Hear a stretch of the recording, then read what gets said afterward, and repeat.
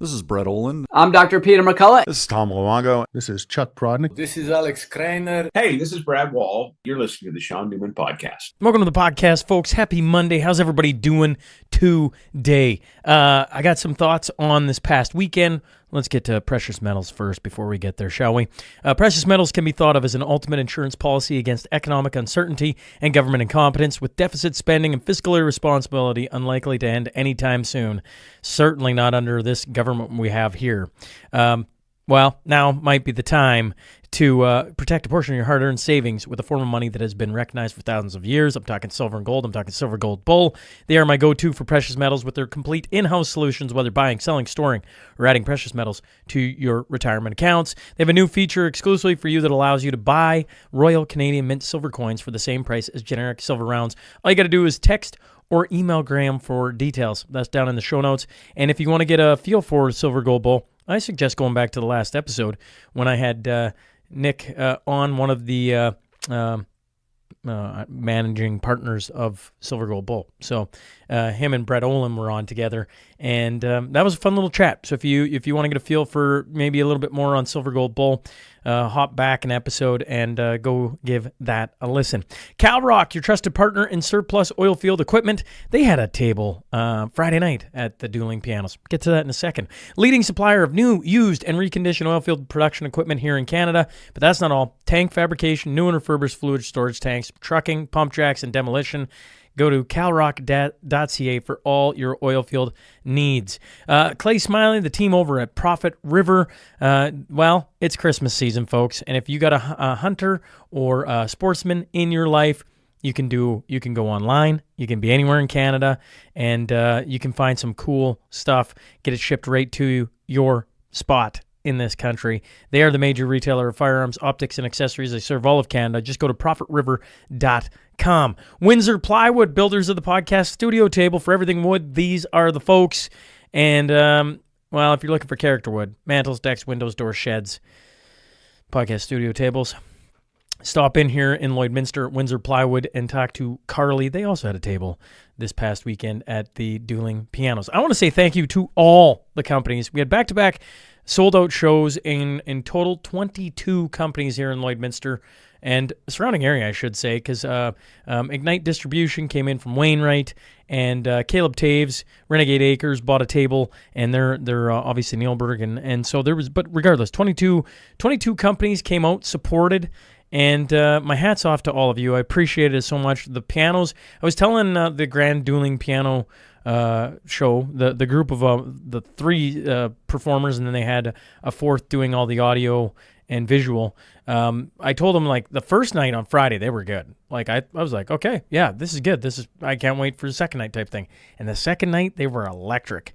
They had everybody out on the dance floor, and yeah, I was thoroughly impressed. And so I appreciate everybody coming along for the ride for the Christmas shows. That it was three companies in particular: T-Bar One, Crude Master, and Rohan Rig Services here, all in Lloyd. That kind of this idea came around: would I do a Christmas show and have it small enough that the three of them could get together and it not be this 800-person thing, and so now we've got 240 people back-to-back nights, and it's become a lot of fun, and the Dueling Pianos just, set a new bar for what the Christmas shows have become, and I just appreciate all the new companies that came along this year.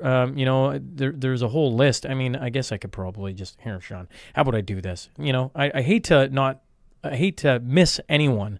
CalRock had a table. Jonas Hagel and Balanced Soil had a few. Dan Ray Paving, McCare Lawn, Triton, Quest Logistics, Renegade Acres, Ignite Distribution, Anderson Ag, Veracity Financial, Kings, Windsor, Keene. We had individuals from Helmwan buy a table. Shout out to Rhett and his wife. Chelsea Smith's their company as well. I don't know. That was the second night, and then of course T-Bar, Rohan, Crude Master, Original Oil, Sign Advantage, Stuart Wright, and Vast. So shout out to you all. I really do. I think everybody had a lot of fun. I know I had a lot of fun.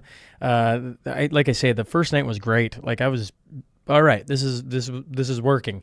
But the second night was something. I hadn't hit the dance floor in so long, I almost kind of forgot how to dance for a little bit, folks. I'm not going to lie. And I think a lot of people really enjoyed it. Yeah, so that was the weekend. It was busy, busy, busy. 2 sold-out shows for the Christmas season. So that's now in the rearview mirror, which means let's talk a little Cornerstone Forum, shall we? Early bird prices. You got 1 month left. December is the early bird price. The start of the new year, prices go up. All the tables are going to come out January 1 with, if you want to sit with Tom Luongo, Alex Craner, etc. I know we've been getting asked lots about that. Those will be released January 1. And who do we got coming? We got Tom Luongo, Alex Craner, Chuck Prodnick, Kalen Ford, Matt Eric, Chase Barber, Chris Sims, Tom Bodrovics. And believe me, there's more coming, and we're going to be announcing that as we go along here. So if you're wanting to get a cheap ticket or a cheaper table, now's the time to go buy it. It is early bird prices. They won't be any cheaper than what they are right now, and they're on until the end of December. That's May 10th in Calgary. Cornerstone Forum returns, and that's going to be a lot of fun. If you're listening, watching on Spotify, Apple, YouTube, Rumble, Facebook, make sure to subscribe. Leave a review, please. It does help. Share, share, share.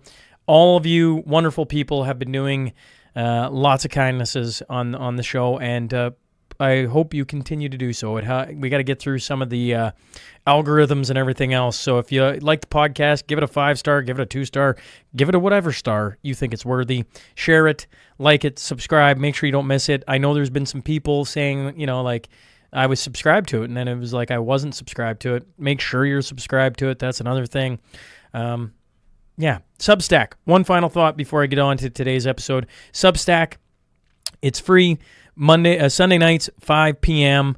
We put out a week in review, and roughly I try and get it out for that time. Last couple of weekends have just been absolutely insane, but in the best possible ways. But one email a week right now. There is a paid portion if you want to support the podcast and get a little behind the scenes. We've been announcing some pretty cool stuff, I think. And if you want to see that, well, a little financial support, and you can see a couple of cool things that are coming down the pipe for 2025, which is just around the corner. Holy Mackinac. All right, that's enough jibber jabber. Let's get on to that tail of the tape.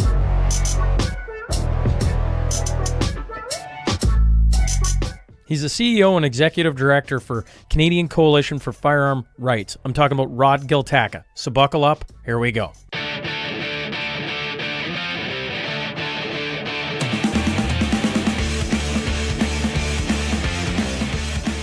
Welcome to the Shaun Newman Podcast. I'm joined by Rod Giltaca today.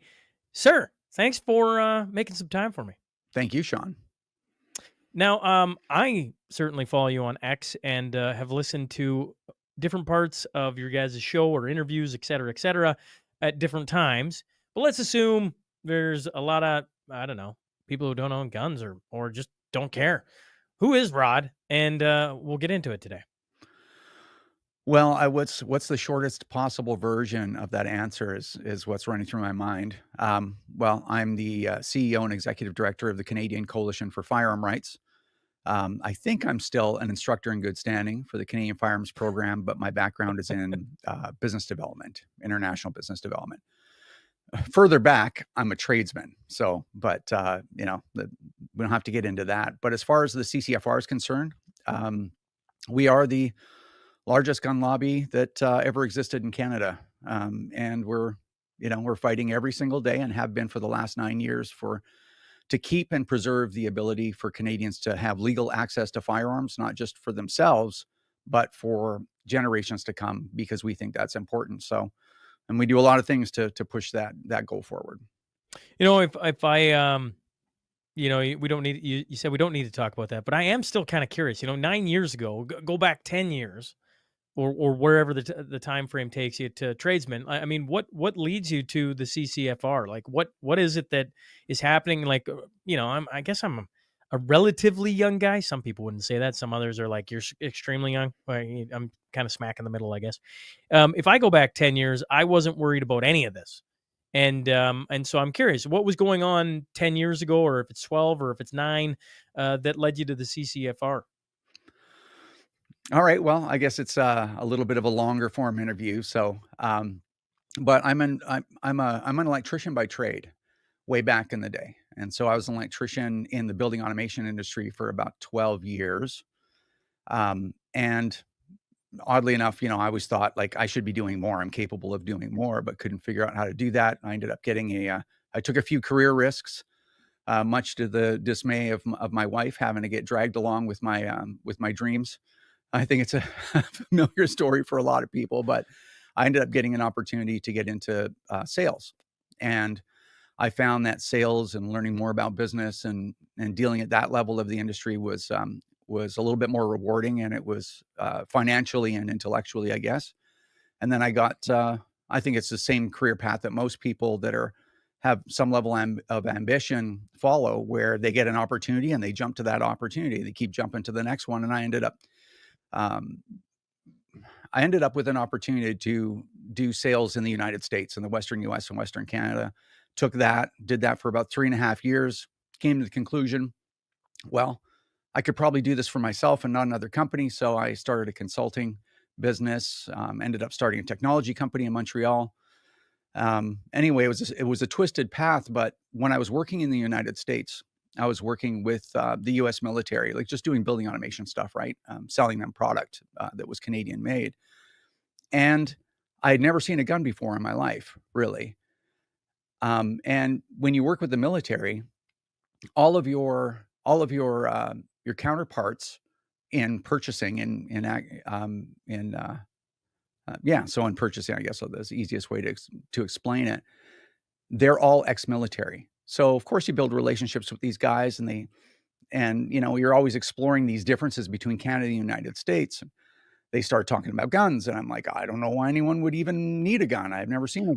What Like, year is this? this was, I'm going to say 2005.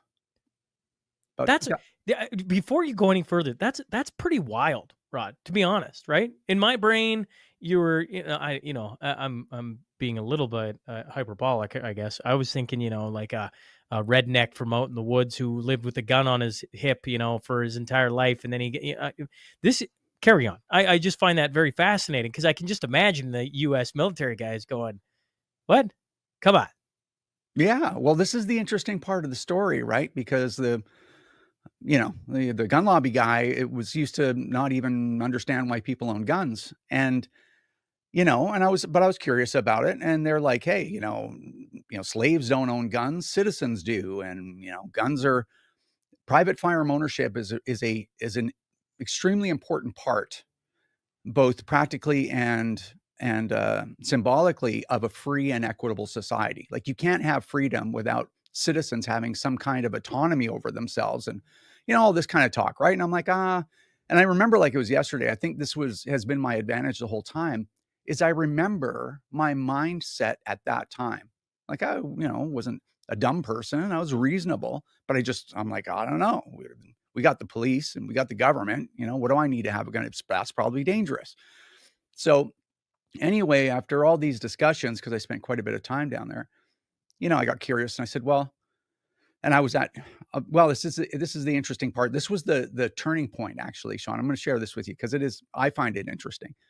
So I was at Camp Pendleton Marine Corps Base, which is about 100 kilometers north of San Diego, California, and I was with my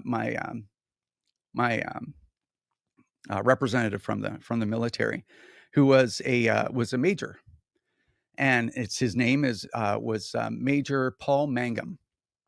And so Paul and I are doing our work on the base. And he says, we start talking about this thing again. And I said, you know what? I'd like to shoot a handgun. Like, what would it take to shoot a handgun? He's like, we can go right now.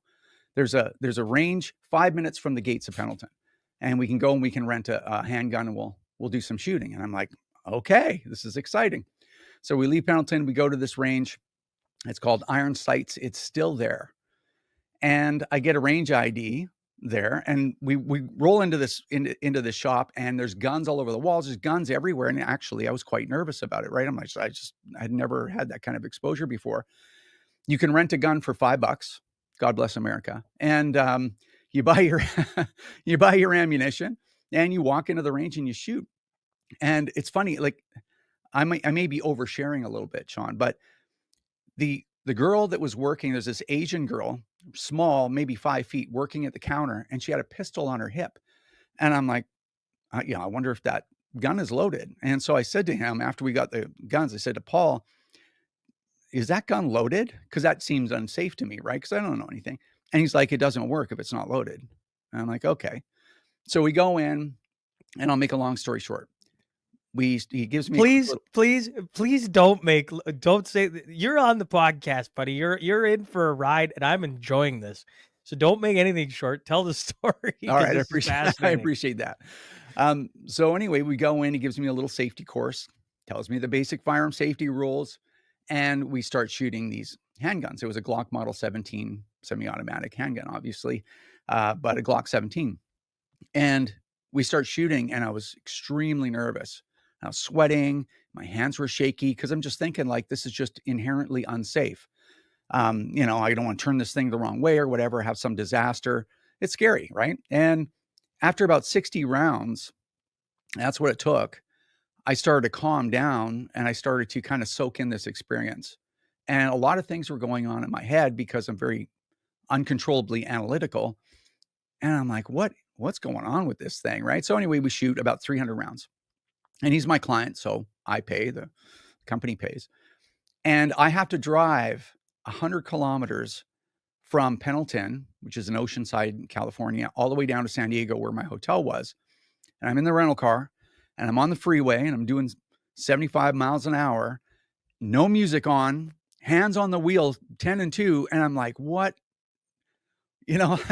what was this experience? Like it just running over and over again. And this is probably some inside information I probably shouldn't share because I'm not sure that it's completely compliant with the rules in California. But anyway, they gave me a range ID because I was there with military.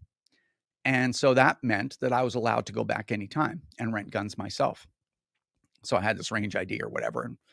And I had this hour-long drive and just trying to process, like, what was this whole thing? I get to the hotel room, walk up, throw my laptop bag down, and I stood there in the middle of the room. I'm like, what is this? Like, just the way that I felt and the experience and everything. And I was like, So I took my suit off, put my street clothes back on, and I drove 100 kilometers right back up there. And I shot another 300 by myself. And then I was like, this is awesome. I need to do more of this kind of thing. So anyway, I came back to Canada, of course. And, my trips were every second week for about 4 days I did that with that company and then my own company for about 10 years. But I got home and I'm like, I wonder if you can have guns in Canada. And so I looked into it, and you can take a PAL and a restricted PAL back in those days. You still can, actually, just the license at least. And you can own all kinds of things like AR-15s and handguns and long guns and shotguns and all that stuff. And I'm like, okay, this is really cool. I want to do this. And one of the first things I did was I asked myself, is this a responsible decision? Because you hear about gun violence. And I actually did a bunch of research to see, like, well, how many people are killed with guns? Is owning guns really the right thing to do? Is it a moral idea? I know that sounds kind of weird, but I wanted to know that. So I did a bunch of research and I'm like, yeah, I understand the landscape a lot better. I probably spent 4 hours doing it. Then I said to my wife, like, I think I'm going to get a gun, get a firearms license, get a gun. And she said, there'll never be a gun in this house. We had 2 kids and whatever. And the secret to that, gentlemen, is incrementalism, right? Just a little bit at a time. So I worked on her a little bit, ended up getting a PAL, got a handgun. My first gun was a Glock Model 17, and I got hyper interested in it. And it changed me as a person. And anyway, I met one of my neighbors who was a 25-year SWAT operator. He was the team leader for the multi-jurisdictional ERT that is in the Lower Mainland of Vancouver. He was team leader for 10 years, I think. And he was an entrepreneur. I'm an entrepreneur. And he's like, do you think that civilians would want to learn high-risk room entry training, active shooter training, hostage rescue? I'm like, all right, I've got an idea. So I came back to him in a week with a business plan to start a small company, just a hobby company, basically, called Civil Advantage Firearms Training. And we did that for years. I became an instructor for the firearms program.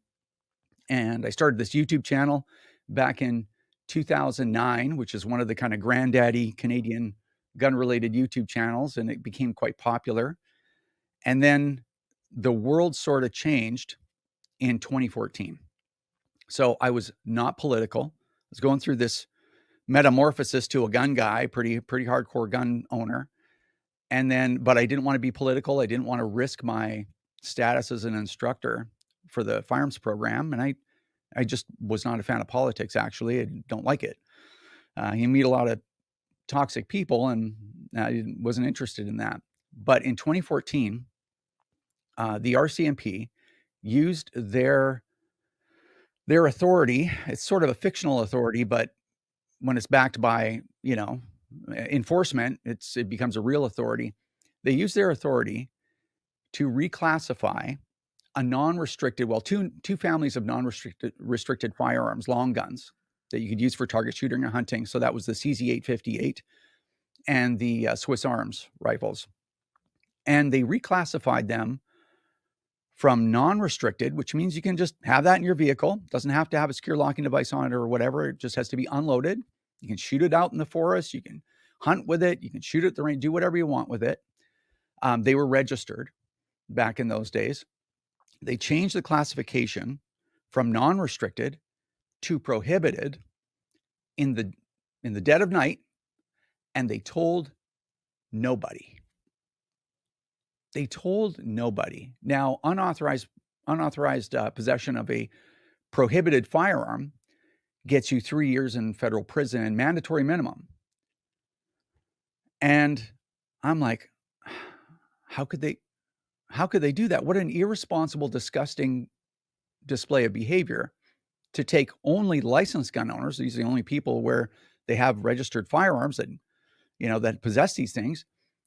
And you want to entrap them somehow into going to prison for 3 years minimum. The only way to stay out of prison, if I got caught in the bush with that gun and didn't know about any of this, the only way to stay out of prison would be to launch some kind of constant, charter of rights and freedoms challenge, a charter challenge against mandatory minimums. And I just I came to the conclusion that somebody has to kind of stand up and do something about that, because I saw a lot of angry rhetoric, but nobody taking actual steps. And that's what turned me political. And then I guess that the rest of that sort of history. That's quite something, I don't mean to bring my own story into it, but once again, Rod, we've never talked before, so I don't know how much you know about me, right? But I started out a podcast as a hobby while I was working in the oil field, and I wanted to interview NHL alumni. Essentially, was the idea. I kept running into all these. Oh man, there were some just interesting men who were in their late 60s, early 70s, who'd played in the NHL back in the glory days, as they would call it, and just have wild stories. And I did the math, and the NHLPA has, I can't remember how many members now, but at the time, 4,000 and change, and how many of them are retired. And I was doing the math in my head. I'm like, oh man. And I got to the point where I interviewed Glenn Healy, and I pitched him on it, And my idea had been to, I could spend years interviewing these people, because everybody interviews Wayne Gretzky, everybody interviews Bobby Orr, etc. And, but along that route of getting to interview Glenn Healy and pitching him on the idea, folks, COVID happened. And I sat there and dragged my feet for a full year, not wanting to talk about it. I'm not bringing it on the podcast because I'm not political. I'm not going to bring in, sports radio always talks about, you don't talk about politics, you don't talk about faith or religion or whatever we're talking about. And I was a very unwilling person to start talking about it. And then in the middle of COVID, I'm like, I'll screw it.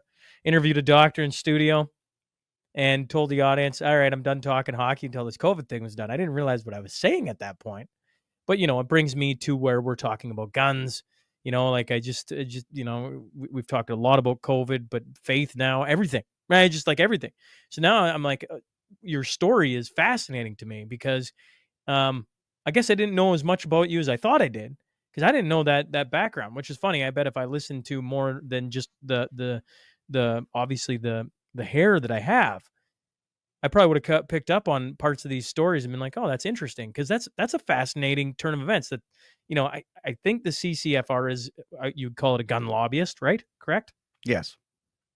Is a guy who at one point didn't own guns or anything, and kind of had this transformational experience of shooting a handgun that went, "Holy crap, this is wild," you know? And I actually, as you're saying it, I'm like, I wonder how many people in Canada have never fired a firearm, have no understanding of what it means, represents, the feeling that comes from it. Because I come from the opposite background. By the time I was probably 6, Grandma was giving me the double-barreled shotgun to try and shoot a squirrel because the squirrels chased away the birds. That's just what happened on the farm. And so I have early memories of being around guns all the time. So I find that fascinating that you're the man that's pushing the charge on, I think, educating Canadians on the importance of gun ownership, and that it isn't tied to, I don't know, some of the largest drug busts with firearms and everything. Right? Like, it isn't legal gun owners doing that. I could be wrong, and you can have your say on that. Yeah. Well, let me just step back and just one half a step, just out of interest. You know what's interesting is I moved on the company that I was with. It was a manufacturer, like an HVAC controls manufacturer in Montreal. The company that I was with, I moved on from. So probably, I don't know, maybe 3 meetings after that handgun turning point, I left that company and was working for myself. And I had never spoken to, I think it was a Lieutenant Major Paul Mangum again. Never spoke to him again, just because our paths didn't cross. Sure. And of course, the evolution of everything that we just talked about, that was over years and years, right? I don't know, whatever, 5 years. And I think it was about 2 years ago. How did that happen? I think it was, I don't know. My mind was running and I'm like, oh man, I wonder whatever happened to Major Paul. And I looked him up and I found him on LinkedIn. And he ended up starting his own business. He's making these like camping stuff, right? And I'm like, I should reach out to him because he has no idea, no clue, because he never heard from me again. And he wouldn't be concerned with what's going on in Canada as far as gun rights are concerned or what have you. He has no idea that he was the person that really started the chain of events that led to Yeah. the CCFR and everything that we had done and everything that I had done as an individual. He has no idea. So I reached out to him. I said, hey, Paul, haven't heard from you a long time. Do you remember him? He's like, oh, absolutely. And I'm like, can we have a quick phone call? He's like, sure. So I phone him and I'm like, Paul, I know we haven't talked in a long time. I'm surprised you even remember me, but I've got a story to tell you. Do you have a minute? He's like, yeah, shoot. And I told him that whole story. And I said, the largest firearm related lobby group in the history of the country, that was you taking a stranger shooting once in like 2005. And I think when you tell people that you have an idea what this interaction is supposed to be like, right? I'm like, I hope he thinks that's cool because I think that would just, if somebody called me and said that I was the inflection point of a whole chain of events, I would find that fascinating. And he did. He was just like, that's the best story anybody ever told me. And I'm like, well, you think about it from a very romantic way to look at the world and in your interactions is you have no idea what you're doing to any given person at any given point, because he'd probably taken what, hundreds, thousands of people shooting, and nothing ever happened, and yet the one turns guy. into what it's become. And I think, like, you think about that, that's a beautiful way to look at how you should treat people, how you should interact with every conversation of every single day, because you just have no idea what little things are going to do to, it's the butterfly effect. That's exactly what I was thinking, right? It's the butterfly effect.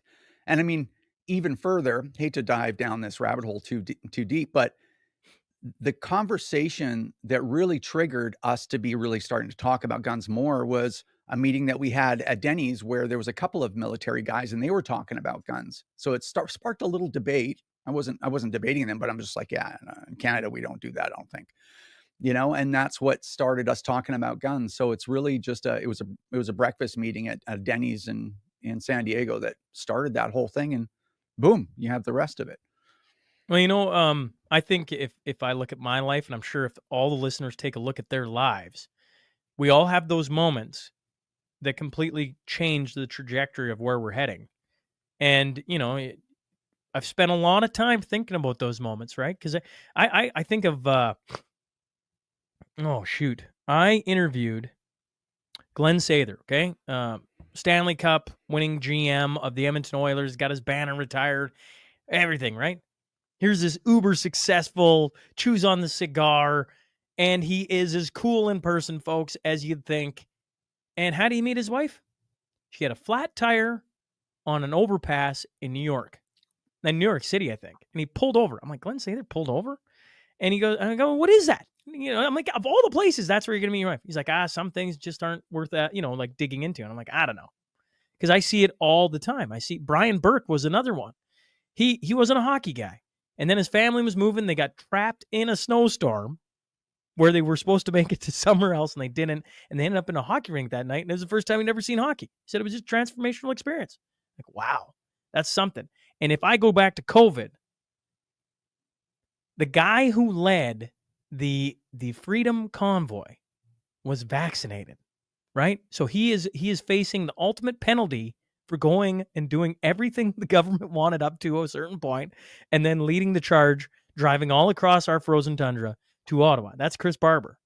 And I think it's just, it comes from the people you least expect. And that I appreciate you telling me the story this morning. This is what podcasting is all about. I wanted to hear what makes Rod tick and lead into the CCFR, because I think it's an important organization, what you're doing, but to hear the story and the motivation behind it, man, that's a cool story. I appreciate you telling me it. Yeah, my pleasure. Well, I mean, now I'm like, I didn't even know where to go to. Now I want talking about guns. It's funny. I'm like, after that, man, when you just, folks, we're just gonna call it a day for today. We'll just wrap it up. You can go on with a smile on your day. One of the big things that my wife, American, right, is the difference between American and Canada. And we get so much of our news feed from the United States, right? I mean, I don't know many people in my circle who are turning into CBC, CTV, Global, but I do know a ton that are tuning into even BBC, but Fox News is a big one. And then, of course, podcasting. When you bring up going down to the States and paying $5 to rent a gun and pay for your ammo, et cetera, what are the major differences that you see between the United States and Canada? Well, there's a lot of differences, and you hear about this all the time. Canadian anti-gun groups and the Canadian government. Well, specifically the Liberals and the NDP, and so really two groups: deceptive people and ignorant people. They love to use the United States as a cautionary tale. We're Canadians. When it comes to the United States, not all Canadians. Certainly, I'm trying never to be like that. But a lot of Canadians are very arrogant about how good Canada was in the past, right? So everything the Americans do, that's what not to do. We don't want to be Americans, like that's some kind of badge of honor, right? And no country's perfect, but they like to use the United States, and they want to draw comparisons with Canada. And what I've said countless times is that the situation is entirely different in the United States. The ways that you acquire firearms, the rights that you have, the cultural significance, the purpose, the reason why people own firearms, completely different than Canada. Different and not different. So obviously in the United States, you have a codified right to own firearms, and you have very little gun control. You have some strange rules like we have in Canada as well. We have some really bizarre rules. But in Canada, on the other hand, the government and what I might call the elites, the ruling class in Canada, have put a tremendous amount of effort into making sure that Canadians don't ever believe that it is a positive aspect of our culture to own firearms privately, that we have no right, that all rights to determine what we can have and what we can't have lie with the government. And legally, there's some truth to that. And they love that. And they go out of their way and have for decades and decades to make sure that we never get it in our heads that we have a right to use firearms for protection, to save our own lives if someone is trying to commit rape, assault, murder against us, or to take our things. So it's a very different argument, and it's a very different, I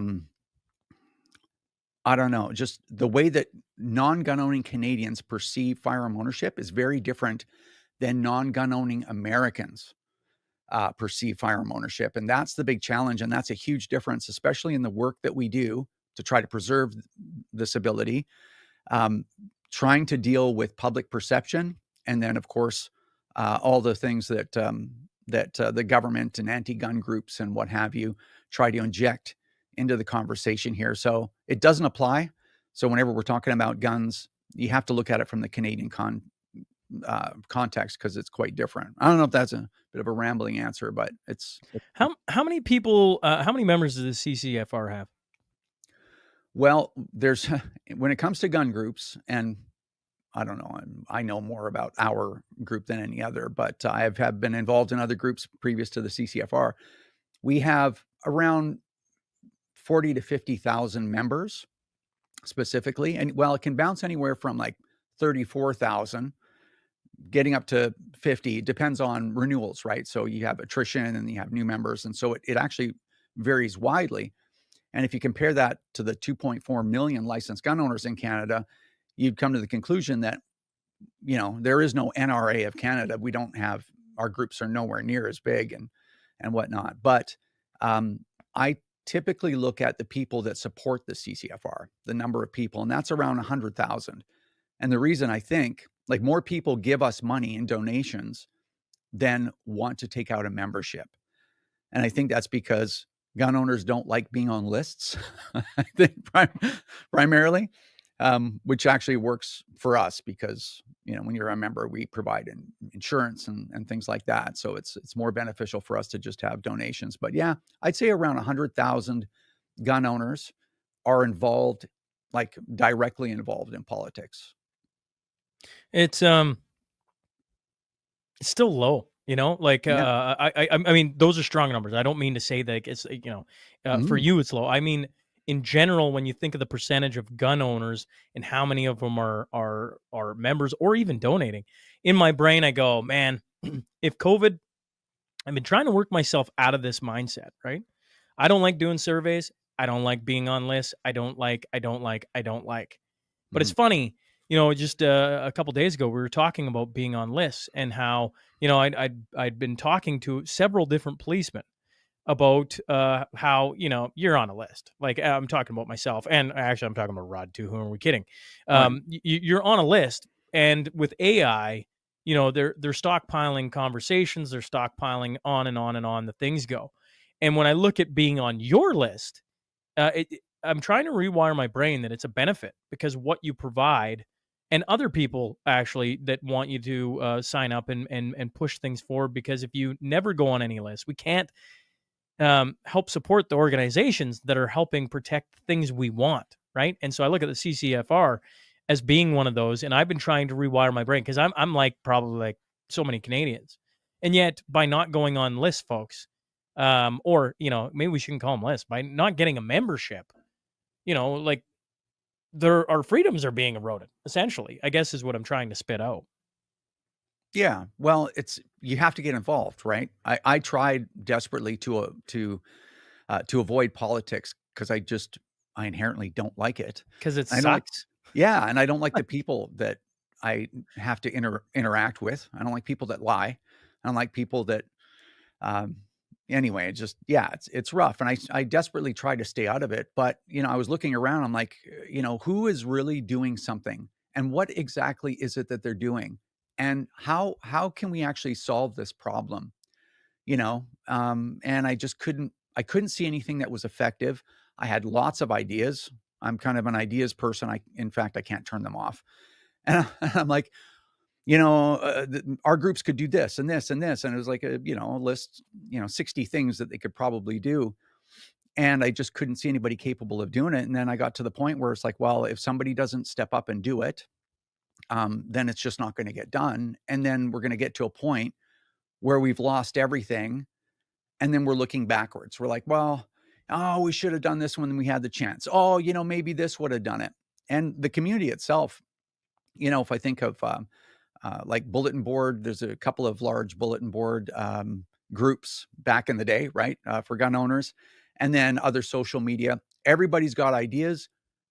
Everybody's voicing frustration. Nobody was actually doing something. And, it's interesting. And my background was in business as an entrepreneur. And so I'm very familiar with, if you don't get up, get your gear on and go do something, your life doesn't move forward. So I'm like, okay, well, I think there's room for another organization that actually does work. And I'm not implying that anyone else doesn't do work, but just shows up every day, because that's the only way to get anywhere, is you show up every day, you get up early and you hammer it all day long. And then after a certain length of time, you have results, right? Like I know that it sounds very simple. It's something that's easy. But it's extremely difficult. Yeah, it's hard to do, right? So for instance, I'm just for anyone that hasn't heard of the CCFR, we're a group. I don't want to sound self-serving, but I've had control of this organization since before it took its first membership. And I had ideas of what I would expect from an organization that I was supporting. And one of those things, and that's what I wanted to make, have us do. And one of those things is, everyone always has a question. Well, what are you guys doing to help do this? And it's like, well, no one ever really wanted to provide an answer for that. And I'm like, that's stinky. I don't like that. So if you go to our website, I don't know, I guess a plug, ccfr.ca or firearmrights.ca. Plug away. Anyway, I'm teasing. Plug away. Feel free. It's not a big Anyway. deal. People are going to want to find you after this. For sure they are. So if you go to our website, there's a button that says why join. And when you hit that, something I implemented right away, I'm like, if people are going to support us, they have to know why. And that means you tell them what you're doing, especially when you're taking money from someone that is willingly giving it to you after they've worked for it, after the government has taken their cut before they even get it. And then they get this money and it's not ever really enough for most people.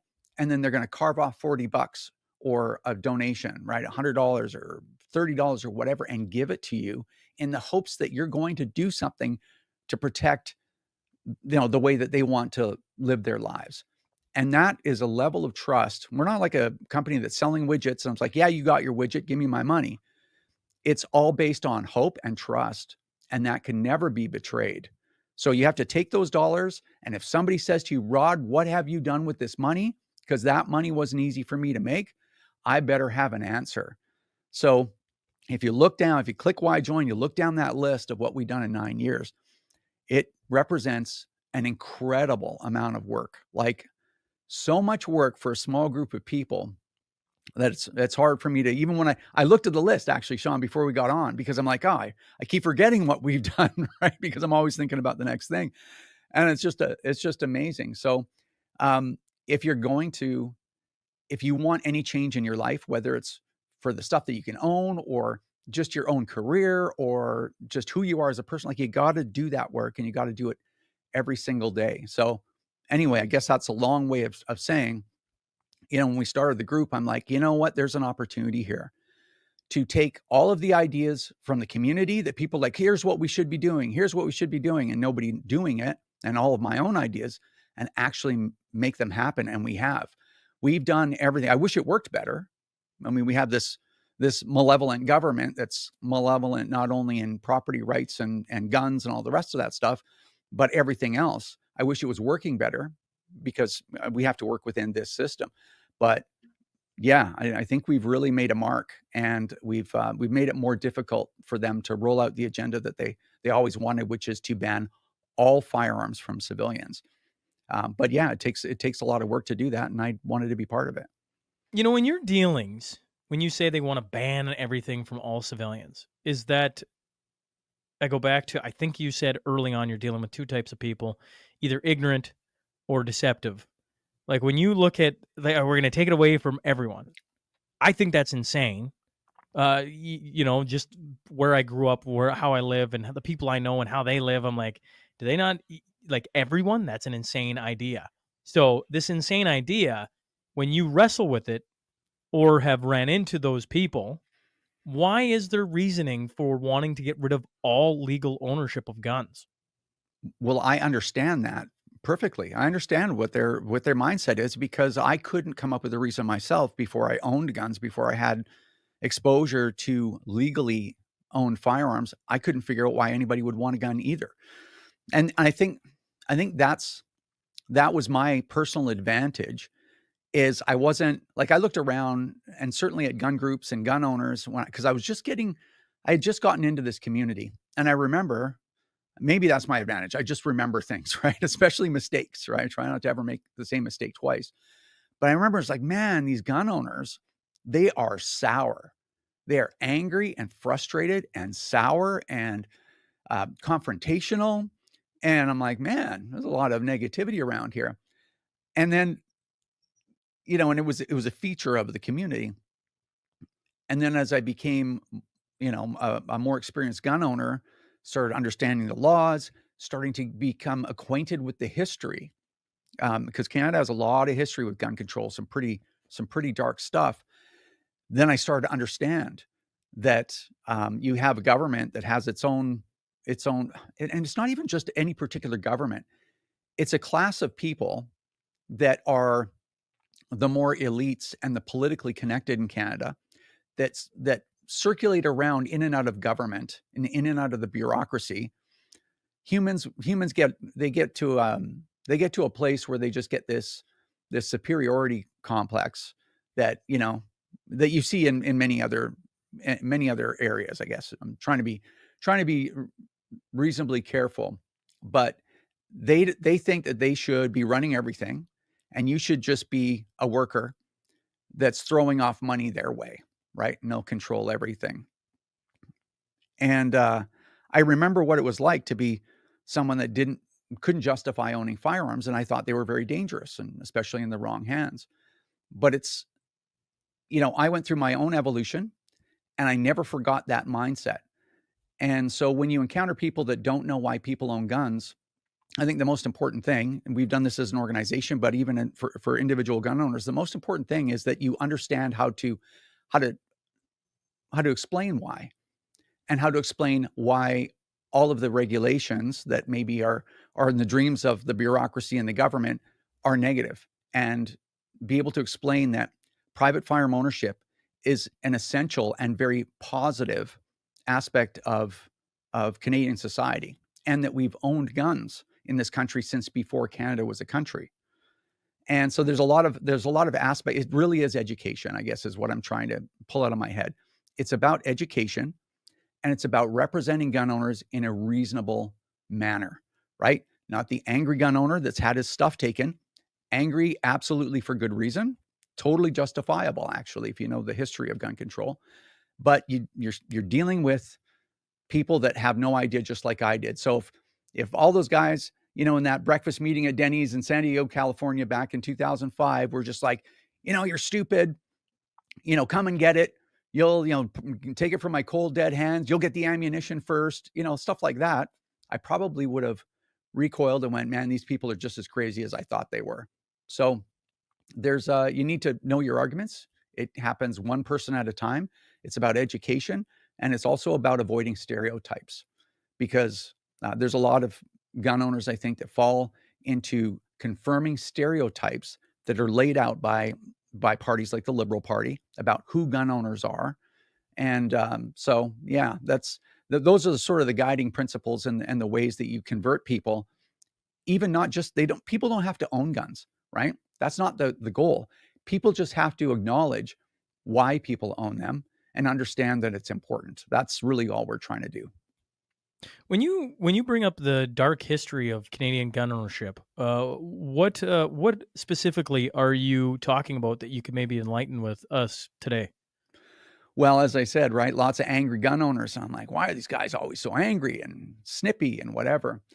Well, long before I was ever a gun owner, Canada. So um, let's say in the middle '80s, in the mid '80s, you could own all kinds of firearms that were scary.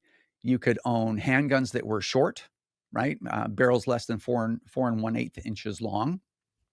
So little subcompacts and Saturday night specials, and these small pistols, pistols that some people, I guess, in the United States would have carried, right? Because they're compact, but they're concealable. You could own a wide variety of rifles, including the AK-47 used to be legal in Canada. It used to be legal full auto, actually back in the '70s, in the middle '70s. In I believe it was 1977, full autos were banned, essentially banned in Canada. People that had them could still have them, and they ended up with prohibited status. There was no PAL, possession acquisition license, in those days. It was an FAC, I believe. This was before my time. But people had all of these guns. And then you had, of course, the situation where you had the shooting at École Polytechnique on December 6th, 1989. And that was the catalyzing moment for the then Liberal government to roll out gun control. They were just right there, ready to go. And they the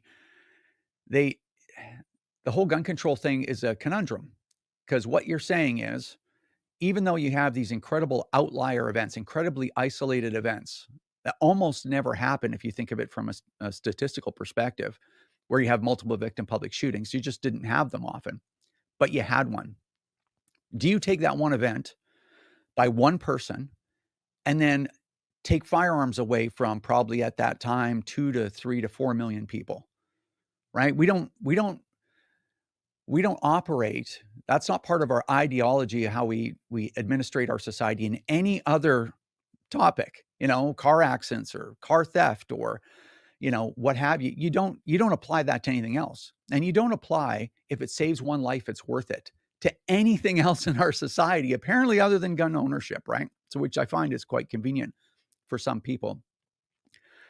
So a bunch of gun control got rolled out. So there was Bill C-68 and C-17, and combined, and this was over the course of about 5 years, combined, they banned a bunch of guns, typically scary looking guns, right? But they also did something else. They were worried about getting decimated in elections, which is always a concern in Canada. So they said, okay, all of you guys that own these certain guns, like the AK-47, you can keep them. And you can use them like you were before, but you want to register them, because we want gun owners to be accountable for their guns. No one's trying to take your guns, conspiracy theorist. You guys are all, it's a big conspiracy all the time. That's not true. We just want to know what you have. So if it gets stolen, we know that that's your gun, to return it to you. And we also don't want people trafficking legal guns. And of course, being a reasonable person, like, that makes all the sense in the world. I still think that makes sense, to be honest with you, Shaun, because I don't want anybody shot either, right? But what they did was they started this classification scheme, and they said, just register these things. They're all non-restricted. And there's more intricacies to this, but I'm just trying to keep it simple.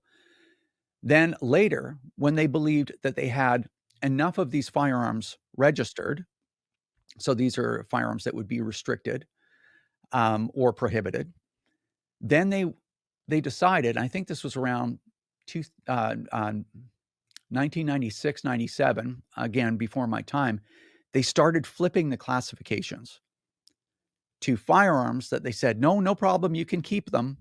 Oh, you know what?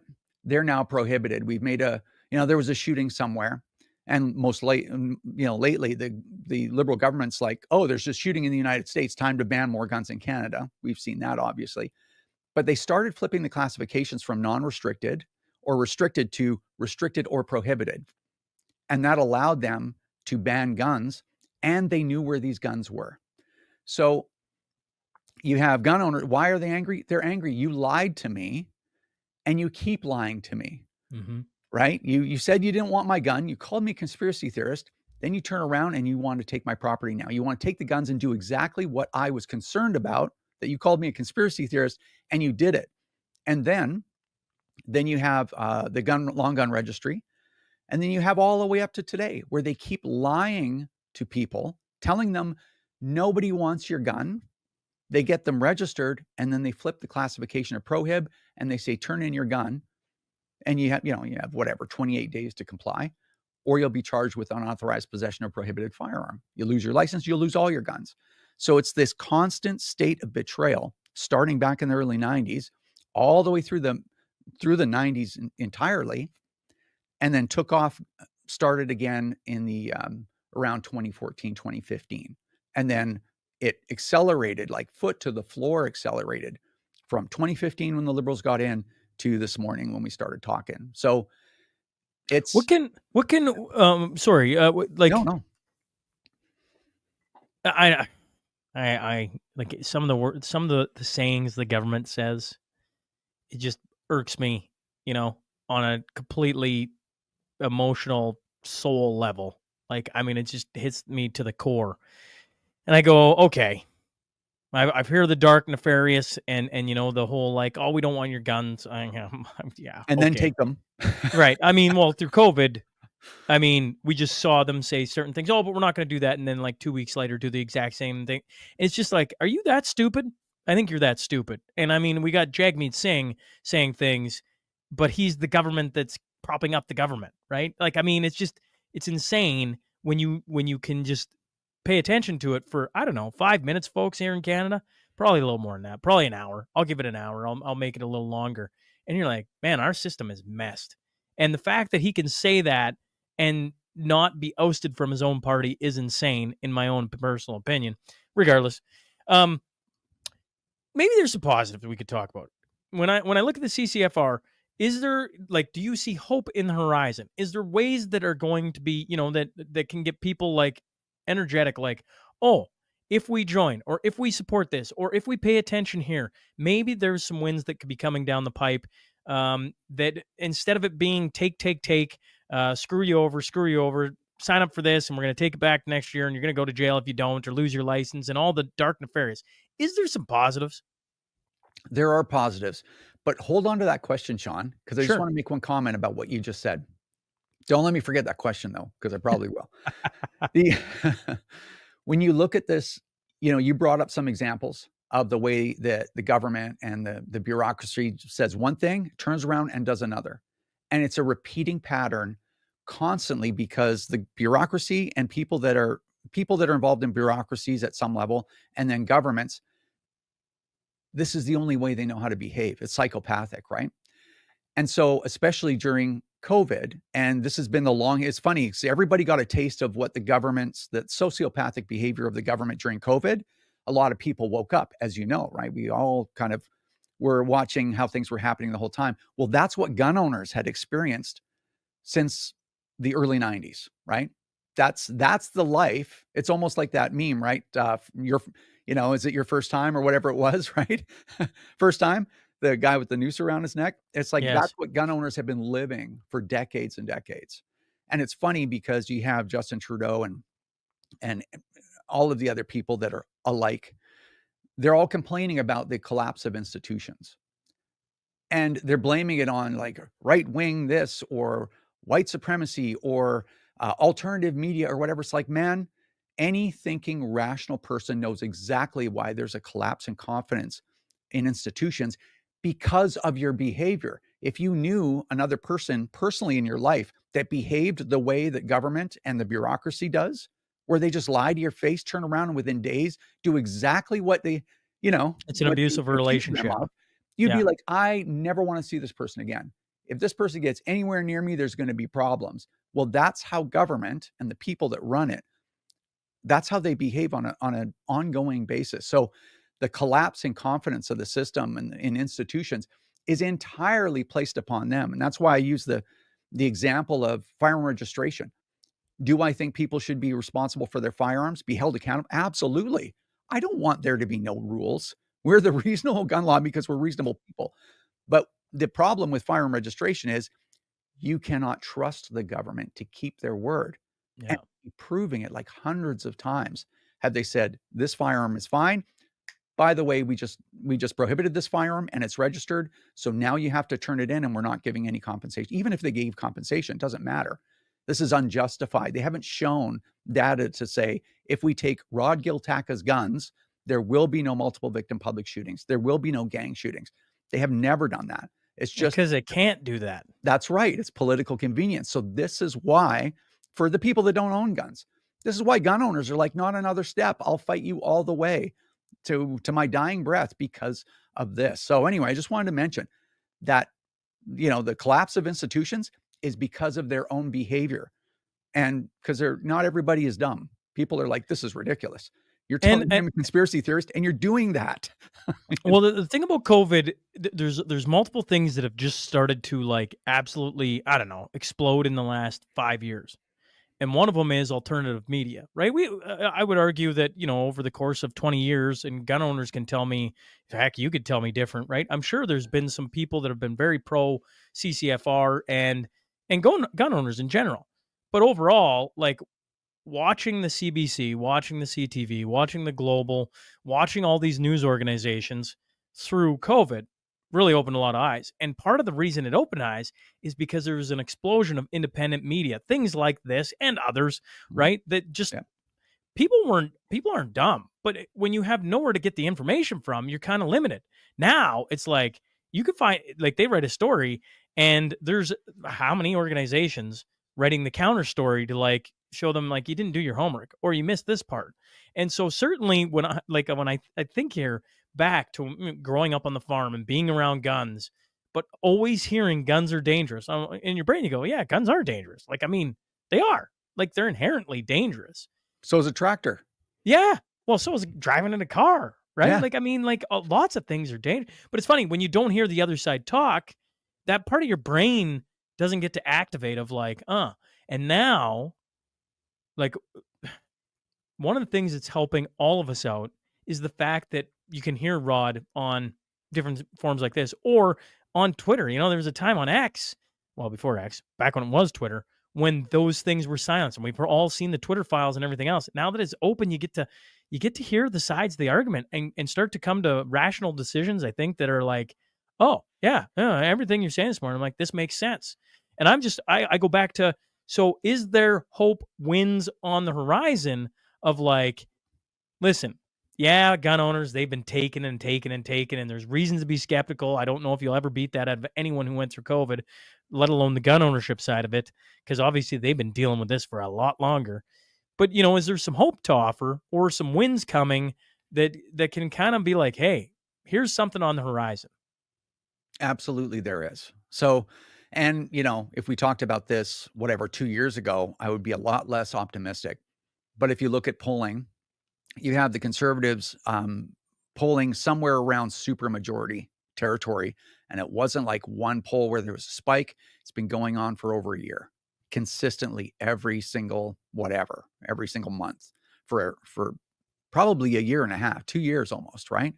So there will be a change in government. It will be an overwhelming majority. Now there's some moving parts here. There's some variables, but there's going to be a very clear majority Conservative government. The messaging from the Conservatives, we deal with a lot of Conservatives. So, we have it on, I'm fairly confident. We can talk about that in a minute if you want, but there will be a majority Conservative government.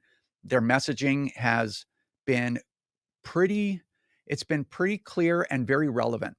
They know what the problems are, and not just with guns, right? But with the economy, with the bureaucracy, they understand all this stuff. And times are changing in Canada where you always have to temper your message and your actions with what the public can handle, what the public mood is. Same thing with the CCFR. The way that my messaging has evolved, or I should say devolved, because I'm getting frustrated as a person too. But it's a different time now than even 9 years ago. And the stuff that I talk about now, I wouldn't have talked about, 8 years ago. So the Conservatives know what's wrong. They are committed to fix it. internally, like the conversations we have from multiple MPs all the way up to the top, let's say, of the party, they intend to fix these things. So I think now there's a lot of damage done. If I limit my comments to just firearm ownership, I think we're going to see a full repeal of all the gun bans. So that's handguns and that's long guns as well. I think we're going to end up getting back everything we've lost. Now, I think the danger there is to go, okay, well, 9 years ago when you started the CCFR, what were you after?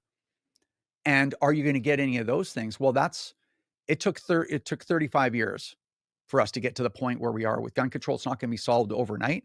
It's still going to take probably a couple of years. But we'll definitely get back, in my opinion, right? I could be wrong, but I think we're going to get back everything that we've lost. And we might also make some other firearm regulation in Canada make a little bit more sense. And I think it's going to be very beneficial that the Conservatives are really going to focus on public safety, and they are going to hammer the criminals. They're going to hammer the gangs, and they're going to hammer the repeat violent offenders. And they're really going to put it to the criminals. So we're going to see Canada get a lot safer while we get our guns back.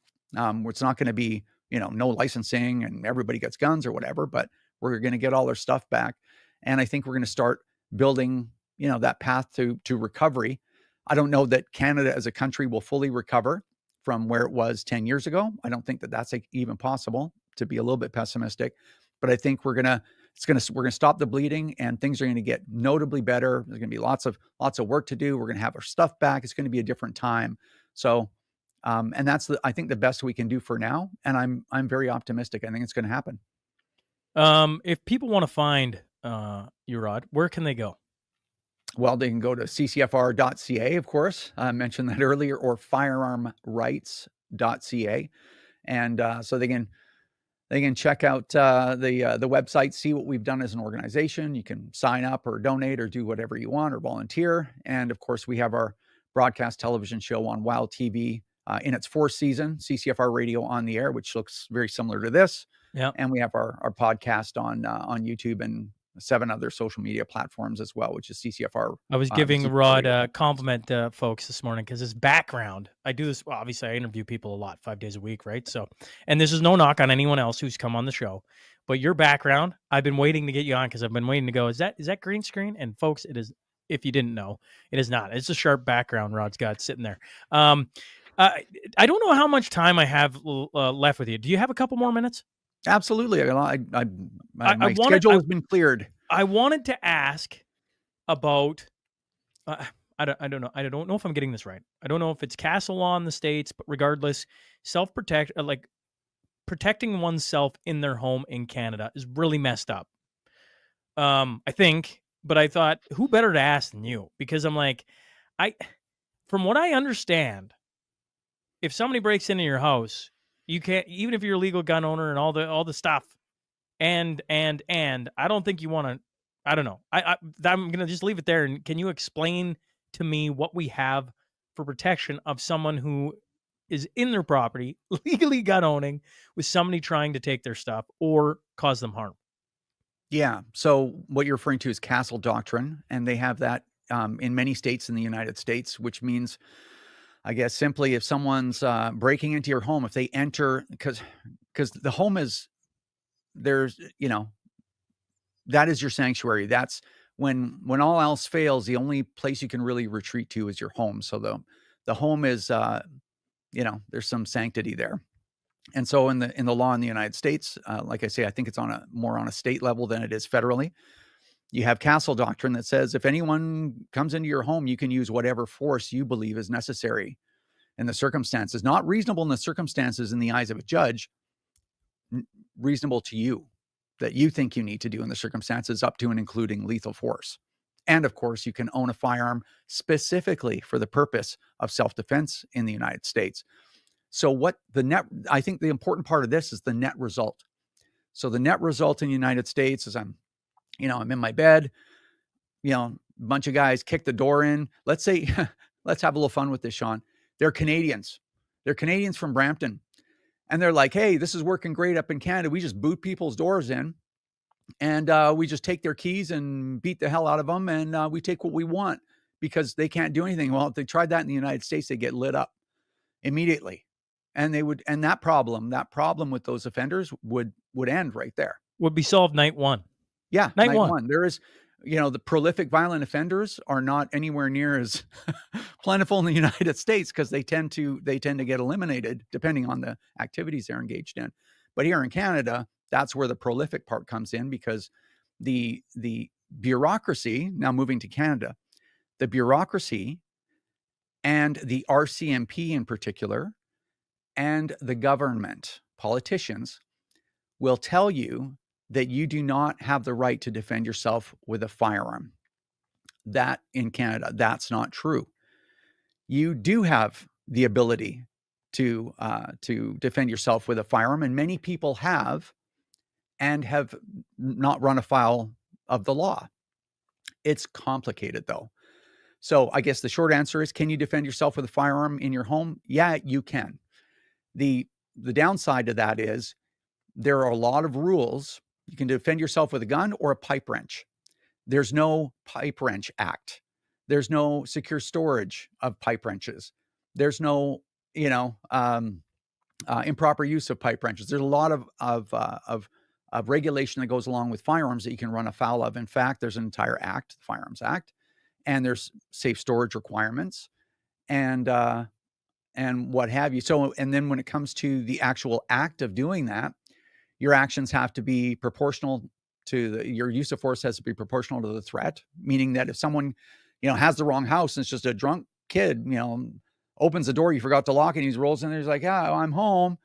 And, you can't use force on that person any more than necessary to remove them from, and I'm not a lawyer, it's not legal advice, but the idea is you can't just like shoot them because that's not right for one. It's not good for anybody. And the law will turn its gaze upon you and use the full force of the law to prosecute you for that. Now, let's say people kick your door in, they have guns, and they're coming through your home. If you were able to retrieve your firearm that was stored safely, and you perceive that you would suffer grievous bodily harm or death, or someone under your protection would do that, then that's something that you could do and not run afoul of the law, depending on the circumstances. So it can be done. They make it very complicated. If that is, and I think this is important because we want to represent at least some value for people that are listening to this. If that's rattling around in the back of your head somewhere, that you're going to use a firearm to defend yourself if things get weird, as it were, that's not a legal reason to own a firearm in the eyes of the bureaucracy. So you can't have a firearm for that purpose specifically, unless you have special permission. And you really need to take that responsibility seriously. And that means learn as much as you can about interpersonal violence and the law and all of these things, and make sure that you train a little bit and you're very clear and you work all of the variables out in your mind before you're ever in that situation. Because in those situations, I've done a lot of training. Personally, I've trained around 4,000 people, and I've gotten a lot of other specialized training not available to most people because of my partnership with my old partner.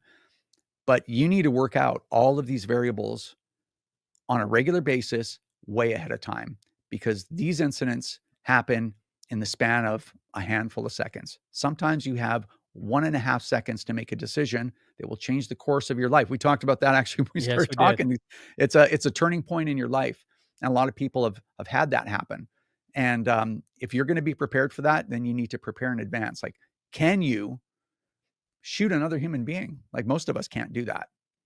Are you going to make sure that your firearms are available for you to retrieve, but are 100% compliance with the law? So there's a lot of variables, going on. So yeah, you have a lot higher threshold of responsibility in Canada than you do in the United States, but it can be done. The reason I bring it up is it just comes up an awful lot. And as you bring up Brampton, and I chuckle because I think the audience knows all about Brampton. At least I hope they do. And I just look at where we're heading as a country. Conservatives get a clear majority, fine, but what's been done over the course of 9-10 years now is quite evident, and it's playing out in the streets, and it's playing out with everyone's safety, and it's playing out, and it's playing out, and it's playing out. And so, like, I think there's a lot to wrestle with there, and I think people are just talking about it, right? And once people start talking, then they need information to make a judgment. And when you bring up castle doctrine versus what we have in Canada, I just hear complexity of it's like, you better make sure it's safely stored. It's like, yeah, well, how many people have their guns safe, sitting in the basement, sitting in some very secure location that is not accessible if an intruder comes in, and I'm not saying that you move it, just that that's part of the equation of what you were talking about. Even the fact that you can't own a gun just for that specific reason, I think people need to be aware of, right? You can't go buy a gun for self-defense is interesting. With all the people you've trained, 4,000 plus, and you mentioned having a partner in a business once upon a time that talked about basically the civilian side of it. Are you still doing that, or does he still offer it? No, I don't. I don't have time. I haven't held a single class since before COVID. So, and I don't have the time to do that kind of stuff. I got other things going on. And he does law enforcement only training. So, but there are other companies in Canada that do that kind of stuff. But I think the most important thing to take out of this part of our conversation is that if that's in your mind, like, personally, I don't like to speak for everybody, right? So I don't, personally, I believe it's my personal responsibility to be able to protect myself and the people who I'm responsible for, right? My family. And, maybe maybe my neighbors as well. I don't know, right? But I take that responsibility seriously. And that means that I have to take the steps and do the work so that if I ever had to be in that situation, I would be fully competent. Like for myself, because of the level of experience that I have, I am fully competent, far more competent than most of the police that might arrive at your door to save you if you couldn't save yourself. But still, like, no matter what, you have to, like, those two things come together: firearm ownership and the idea that you would ever use that firearm as a tool if it was reasonable in the circumstances. That comes with a high level of responsibility, and that time that you spend taking that seriously, learning about the law, looking at case law, and training with firearms and understanding interpersonal violence and those kinds of things, like, that is time well spent. That is a very valuable skill to you. Might save your life someday, but you got to take that part seriously. Because if you were pointing somebody in the direction of where to go to start down that road, other than getting their PAL and, like, obviously owning a gun legally and all that, where would you point them to, Rod? Well, I think if you, most firearm safety course companies or firearm safety course instructors would be able to guide you someplace. So, like, here in BC, there's a group called BC Firearms Academy. So they do the PAL, and they do some basic pistol courses and basic long gun courses, I think, as well. You can go and spend a little money there, but I mean, even if you get your PAL, you read case law. There's a lot of resources on Rumble or YouTube or wherever, and start looking at what professionals are doing. I did this video series with a guy, the Canadian Prepper. So he's got a big YouTube channel. Nate, Saskatoon, I believe. Yeah, that's right. So Yep. Nate came to British Columbia, and we did a full 7-part series on going from zero to the point where you could take an advanced, like a combat rifle or combat pistol course. And we did these videos, and they're quite nice. And in there, you should see a lot of drills in there. And so going to the range or going out to the bush, doing drills, working on your safety, controlling muzzle direction, all that stuff, those are really, really good skills that you need to have ingrained in your mind, because when the critical time comes, you won't be able to consciously think about anything. So only the skills that you've trained hundreds, if not thousands of times, will be there when your heart rate goes to 200, right? So you can look on YouTube, find things to do, get your safety ingrained, make sure that you're following all the rules, and that'll put you in a better position. The sports analogy, I think it's Tony Dungy who said, you don't rise to the occasion, you fall back to your level of preparedness, right? And that was talking about football. And what you're talking about is exactly that, right? If you've never I don't know, we're talking guns. So if you've never shot a gun, right, know how to load it, right, you think you think somebody's busting through your door and you own a gun legally and you're going to be able to figure that out. Chances are not, right? That's why you need to actually use the tools and start to understand them, and on and on. I completely understand what you're saying there. One final question for you. In Canada, guns are federally regulated, correct? Correct. Here in Alberta, there's been talk about, can Alberta put in different legislation to help protect gun owners against the federal government? Do you ever foresee a province being able to take over, I don't know, regulation, or allow more freedoms? Or do you get what I'm saying? Is there a way for a province to insert itself into that role? I think the only role based on our system for the province is to protect people in the provinces from overreach by the federal government. So Alberta's done that. Saskatchewan's done a really good job of that too. And so I'll give you an example. So in Saskatchewan, they have their own Firearms Act as well that they just recently rolled out. And part of it is if you're going to engage in confiscation, let's say the RCMP or any other police force, like even a local police force or Regina Police or whatever, if you're going to engage in a confiscation program, you have to be licensed by the province. So, and if you're not, it's an offense, and which is, you could see the RCMP going to jail for improperly confiscating firearms or whatever. I say that facetiously. I'm not sure how that would actually work, but there are roadblocks that the province can put in the way to stop overreach from the federal government. I don't think it's within the purview of the provinces to issue concealed carry permits. That actually used to be something they had, but that was taken away in recent legislation. But they can't really expand your rights. Maybe where you can discharge firearms, maybe that, maybe something like that. But just to prevent overreach, that's it, to stop people at the border basically. But I don't think the provinces can give you rights that you currently don't have from the federal government because firearms are a federal jurisdiction. Appreciate you hopping on, Rod, and doing this, and best of luck with CCFR. And I mean, obviously, we're always here if big things happen and you need to get the word out. Would love to have you back on. I got a lot of time for your organization and the things you do, and appreciate you giving us some time this morning.